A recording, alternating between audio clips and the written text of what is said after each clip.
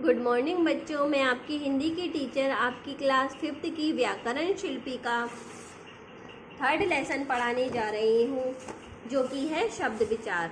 बच्चों, हमने पिछले अध्याय में आपके पिछले लेसन में हमने वर्ण विचार के बारे में पढ़ा था। अब हम पढ़ेंगे शब्द विचार। बच्चों, ये तीनों चित्र आपको दिए गए हैं, उन्हें ध्यान से देखिए। पहली क्या है? ये बस। दूसरा क्या है? ये भेड़िया। और तीसरा है ये खरबूजा। बच्चों, ऊपर दिए गए चित्रों के नाम बस, भेड़िया और खरबूजा पढ़ने से उनका अर्थ समझ में आ रहा है। हमें ये समझ में आ रहा है कि ये बस है, ये भेड़िया है और ये खरबूजा है।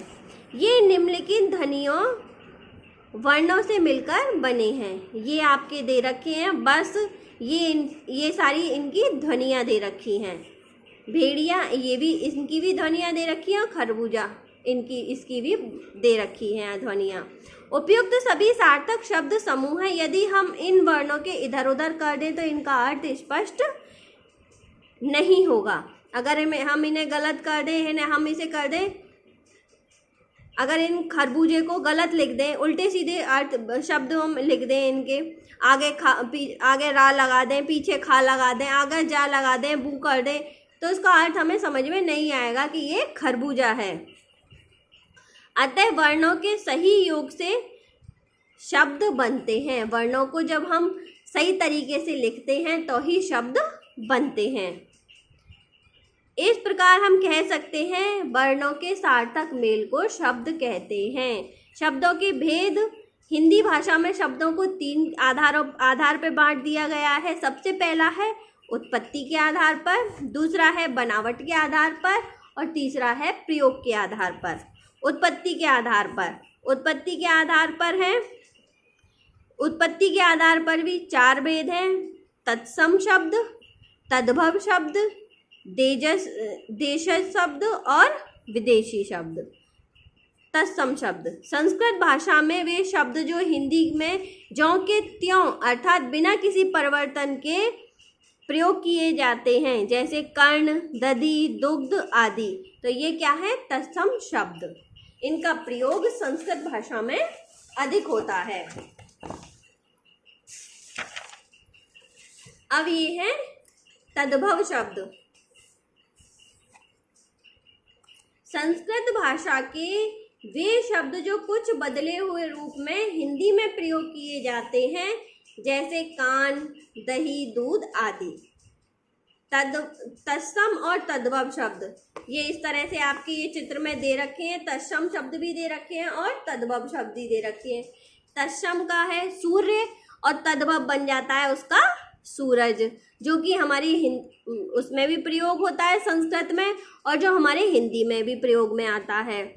स्वर्ण जो संस्कृत में प्रयोग में आता है तत्सम, और सोना जो हमारे हिंदी में प्रयोग में आता है। इसी तरह से इन चित्रों में आपको तत्सम और तद्भव दोनों तरह के शब्द दिए गए हैं, जिन्हें आप एक बार अच्छी तरह से पढ़िए और याद करिए।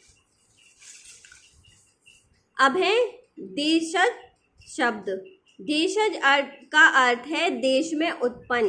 कुछ शब्द ऐसे होते हैं जो देश के भिन्न भिन्न क्षेत्रों में आम बोलचाल की भाषाओं में हिंदी में आ जाते हैं, जिसे देशज शब्द कहते हैं, जैसे कुटिया, डिबिया, थैला, पगड़ी आदि। जो मतलब कि हमारी दैनिक बोलचाल में आते हैं। कुछ शब्द ऐसे होते हैं जो जगह जगहों पे अलग अलग भाषाएं हैं। हमारे देश में छोटी छोटी जगह हैं, बड़ी जगह हैं, उन पे अपनी अपनी भाषाएं बोली जाती हैं।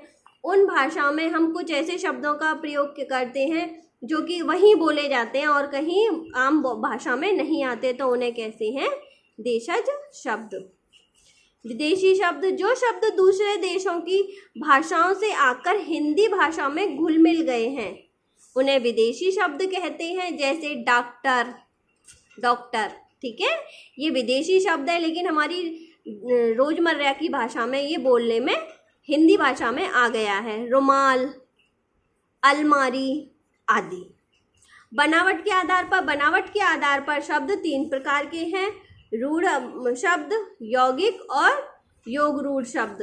रूढ़ शब्द जिन शब्दों के टुकड़े नहीं किए जा सकते उन्हें तो कहते हैं रूढ़ शब्द, जैसे घर, बस, कार, नाव, दाल आदि। इनके हम टुकड़े नहीं कर सकते। यौगिक शब्द, कुछ शब्द ऐसे होते हैं जो सार्थक शब्दों से मिलकर बने हैं, जिनके सभी टुकड़ों के अर्थ होते हैं, इन्हें यौगिक शब्द कहते हैं। पाठशाला, रेलगाड़ी, रसोई घर, नीलकमल आदि।